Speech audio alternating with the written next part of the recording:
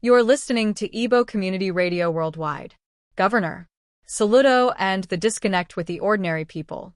Governor Soludo, despite his intellectual depth and strong academic background, appears disconnected from the everyday realities of ordinary people. With his training in economics, one would have expected policies that stimulate production, expand economic opportunities, and ultimately create quality jobs.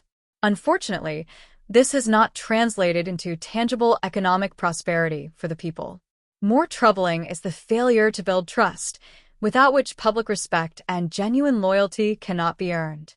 Governments ordinarily deploy public policies to win public confidence and affection. Sadly, Governor Soludo has not demonstrated sufficient empathy or love for the ordinary people of Anambra State. This vacuum partly explains why many still see Nnamdi Kanu as a prophetic figure of the times. Can we entirely blame the people for this perception? It is largely the political and economic elite who endorse Governor Soludo's approach, including the controversial closure of Onitsha Main Market. I have never supported the weekly sit-at-home policy. It is unproductive and strategically flawed. At the same time, I cannot endorse Governor Soludo's increasingly autocratic approach.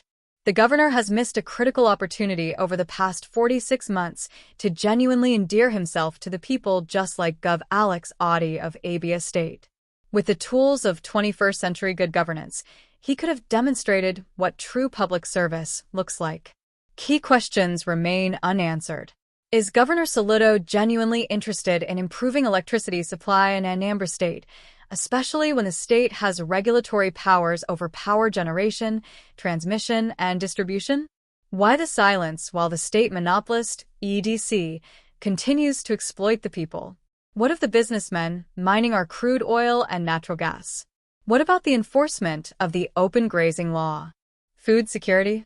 Modernization of existing markets and construction of new ones? Low-cost housing?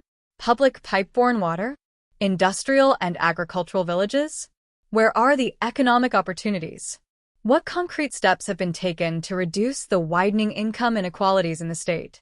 The people are angry, deeply so, and Nnamdi Kanu increasingly appears to them as the last hope. I expected Governor Soludo to consult more widely and engage more inclusively. It is not enough to brand those who obey sit-at-home orders as criminals or terrorist sympathizers. Politics is driven as much by emotion as by rational thought. Governor Soludo appears uninterested in this emotional dimension, which explains why his speeches fail to resonate with ordinary people. That said, the people must also share in the blame. Many failed to strike a balance between emotional outrage and rational civic engagement. They had the opportunity to vote Governor Soludo out, yet widespread political apathy prevailed. Some of those who voted sold their votes. Under such circumstances, how seriously can any government take the people? Too often, our people follow leaders sheepishly and blindly, without critical thinking or accountability.